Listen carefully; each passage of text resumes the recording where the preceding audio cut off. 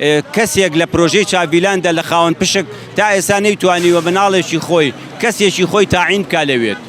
ڕۆژانە خۆشیان بە سەدان کەس تاعینەکەن و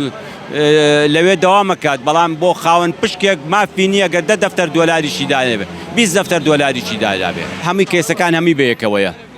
بەڵێ داواکان هەمی بەیەکەوەیە لە خاوەن پشکەکانەوە لە خواردنی مافی خەڵکەوە لە خاوەن تەنکەرەکانەوە لە کارمەندێک کە لەوێ ئیشی کردووە لە ڕۆژنامە نووسێک کە لەوێ ئیشی کردووە و مافی لایەتی ئەو سکاڵانە هەمووی لە بەردەمی حاکمایە داواکاریمان تەنها ئەوەنەیە کە ئەم مافەی ئەم خەڵکە پێشێل نەکرێ داواکاریمان ئەوەیە کە لەم زۆنە لە زۆنی سەوزە دەسەڵات بتوانێت حەقی ئەو خەڵکە بگێڕێتەوە کە یەکێتی نیشتیمانی کوردستانە ئێمە 12 ساڵە ئەو موڵکە تاپۆیە لەسەر ئێمە 12 ساڵ ئەم حەقەمان لای ئەم پیاوەیە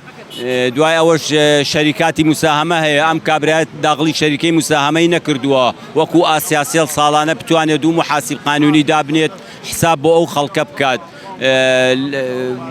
بەهۆی ئەوەوە یعنی کارەکانی خۆی پێشێل کردووە ئەگەر ئەم پیاوە ساڵانە دوو محاسیب قانونی دابنایە و حساباتی بۆ خەڵک کردا تووشی ئەم کێشەیە نەبوو